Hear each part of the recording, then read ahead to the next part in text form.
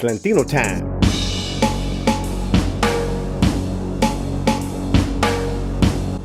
Paulie here on the Latino Slant, your resource for great Latino entertainment, movie, music, and pop culture. Trust me when I say you cannot trust Hollywood to give you any great information about movies like I do. And that's why I have 5 great films by 5 different directors you need to see right now. Now, in no particular order, number 1, Alfonso Cuarón, and the film is Y Tu Mamá También. That's right, this is such a crazy choice. I know, Paul, but trust me in this one. Roma, Gravity, also too, Children of Men. I mean, this guy has crazy credits. Now, this movie stars a very young Diego Luna and Gael Garcia Bernal. They play 2 young friends. It's a coming-of-age story of 2 buddies traversing the Mexican countryside in search of a fabled beach as they get into all kinds of shenanigans with an older woman. This movie's got comedy, it's got drama, it's got heart, it's a slice of Mexican life. Even the narrator is telling the story in the future past tense. I mean, it is pretty gripping. Cuarón had some Hollywood success and failure in the mid to late 90s. He went back to Mexico and did this very personal film. And also, too, check out the awesome soundtrack, including one of the greatest songs that Maribel Verdú could dance to by Marco Antonio Solís.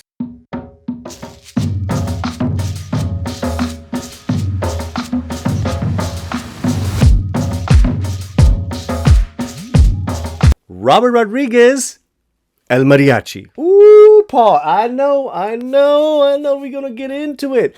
Dusk Till Dawn, Alita Battle Angel, Desperado. I mean, Rodriguez was the man, he still is the man. But here's why I picked El Mariachi. It was the first.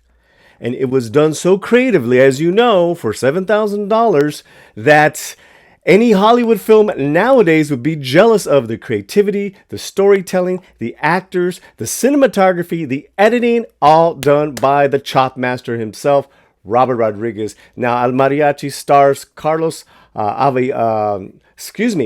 Gallardo as the first mariachi. Interesting enough, he helped create the series. He's also executive producer on the other films. Carlos's mariachi is a very doughy face, kind of baby face musician who gets just caught up in this crazy world of these warring drug cartels and mistaken identities. I mean, there's nothing like this film. It came out in 1992. It took everyone by storm. And to me, that's really what it's all about with mariachi. Before this film, there was nothing else like it. And since then, so many films like it. Number 3, director Gregory Nava with the film El Norte. Quick little resume. Gregory Nava, the movie Selena, My Family. Even Frankie Lyman's biopic, Why Do Fools Fall in Love? Admirable film. But really, it's the mid-80s film El Norte. It was made for peanuts. It was a American Playhouse production. It tells the story of 2 siblings, a brother and a sister, who come from Guatemala in search of a better life in the U.S. Now, since then, we've had a lot of different iterations of that immigrant story, particularly from south of the border. What's unique about this is their interactions with Mexican Americans and how the Mexican Americans don't necessarily kind of get along. And it is a major plot twist in the story, which I love. Now, let me tell you also, the filmmaking in this movie is downright haunting. And when I say haunting, I mean it is done with so much beauty and realism that the use of the natural terrain, the weather, and then the lighting, it's really just Nava's finest work. That's El Norte by Gregory Nava. Number 4, from the year 2000, Amores Perros by Iñárritu. Now, Iñárritu is probably one of the greatest Mexican directors, period. He's up there with Alfonso Cuarón. He's up there with Guillermo del Toro. Hint, he's going to be the next guy. But Iñárritu, The Revenant, Birdman, Babel. Now, before he got all Hollywood and big, he did a fantastic film from his native Mexico called Amores Perros, which again stars Gael Garcia Bernal and amongst others, some amazing other Mexican actors. It's a point in time where all these characters meet just by pure accident. Some know each other, others don't. And it's these different storylines where they kind of just crash and collide with each other. And either before or after, we follow their stories. It can be very offensive at times because, yes, there is, side note, there is dog fighting in this film. Now, what they say, no dogs were ever hurt in the making of this film. Now, the relationships with the humans and their dogs, the relationships with each other, the relationships with themselves and the society, it's all there with each different character. They each have to battle different conflicts in their life. This film went on to propel Iñárritu to Hollywood stardom, and where he's literally the next film he's doing, he's with Sean Penn and then Brad Pitt. But it's Amores Perros that hits it off for me, that I want you to see. I consider it his greatest film. Also, too, incredible soundtrack. Celia Cruz. Oh gosh. Control Machete, Julieta Venegas. All these songs I just love so much. Tus amores perros me van a matar. Number 5, Guillermo del Toro, and the movie is Pinocchio. In this list, as far as my taste is concerned, he is probably my favorite of the 5. And that is saying a lot because I love them all individually.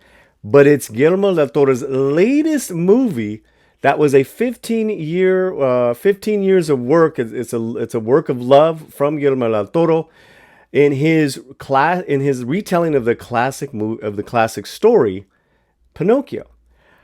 To me, this movie is beyond definition, beyond a genre of it just being an animated film. This is master storytelling, insanely complicated, beautifully looking animation to look at.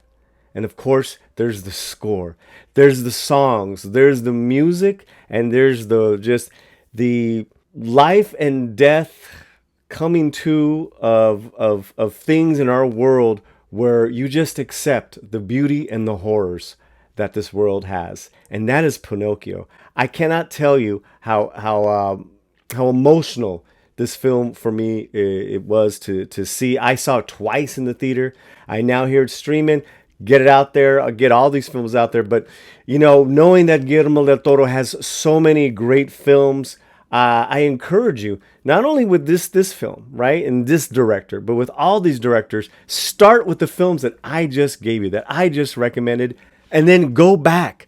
Go to their vaults, to their library of movies, and see each one, because maybe this one might not be your favorite. You might love it, but you might have others that you love even more. And that's what's so amazing about these great directors, that each of these movies under their belts that I have mentioned, they're all original works of art. They're not fabricated by Hollywood's corporate standards nowadays, where nothing is original and everything is remade and regurgitated.